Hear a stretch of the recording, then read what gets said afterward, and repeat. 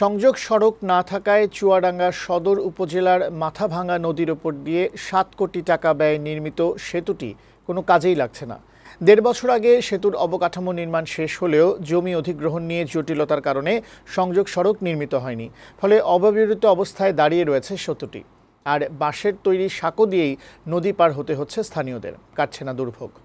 চুয়াডাঙ্গার সংবাদদাতা মিজানুর রহমানের পাঠানো প্রতিবেদন, জানাচ্ছেন লামিয়া আক্তার।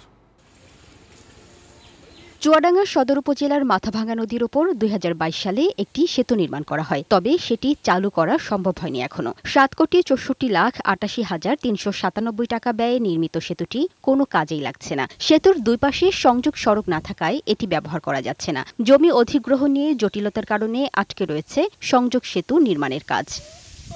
তাই সেতু থাকা সত্ত্বেও একটি বাঁশের সাঁকো দিয়ে পারাপার হতে হয় স্থানীয়দের। কখনো কখনো নৌকায় পার হতে হয়। আমাদের খুব বেশি কষ্ট হচ্ছে। বৃষ্টির সময় আমরা মুরব্বী মানুষ হুকতে নামতে পারছি না। এই ছেলেগুলি পার ভয়তে যেতে পারে না, ঘুরে যায়। আবার ব্রিজ হয়, ব্রিজ মানুষ পার হইতে পারে না, এই সাঁকুর দিয়ে পার হয়। ব্রিজটাতে তাগাতাগি আমাদের চালু হয়, তাহলে আমাদের সব দিক থেকে সুবিধা হয়। আমাকে দুবেলা যাতায়াত করতে হয়। স্থানীয় প্রশাসন জানিয়েছে, দুর্ভোগ নিরসনে অধিগ্রহণের জটিলতা দূর করা হবে। এরপর দ্রুত সময়ের মধ্যে সেতুটিতে সংযোগ সড়ক নির্মাণের উদ্যোগ নেওয়া হবে। হাটকালুগঞ্জ এলাকায় যে একটি ব্রিজ সম্প্রতি নির্মিত হয়েছে, সেখানে দুপাশে যে আমাদের সংযোগ সড়ক সেটিও খুব দ্রুতই নির্মাণ হবে। এটার জন্য জমি অধিগ্রহণের কাজ মোটামুটি শেষের দিকে, খুব তাড়াতাড়ি এটি সম্পন্ন হবে। তিনি জানালেন, সংযোগ সড়ক নির্মাণ শেষ হলেই সেতুটি চলাচলের জন্য উন্মুক্ত করে দেওয়া হবে। ডেস্ক রিপোর্ট, বৈশাখী সংবাদ।